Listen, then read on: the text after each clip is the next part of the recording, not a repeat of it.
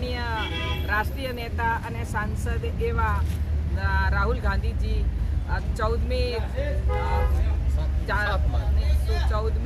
જાન્યુઆરીથી નીકળીને 7 માર્ચે ઝાલોદમાં ટૂંકી નાકા આગળ આવવાના છે અને પદયાત્રા કરવાના છે, રોડ શો કરવાના છે. આદિવાસી, બક્ષી અને એસસી અને ગરીબો માટે થઈને નીકળ્યા છે, કિસાનો માટે નીકળ્યા છે, બહેનોના સન્માન માટે નીકળ્યા છે. એમને થતા અન્યાય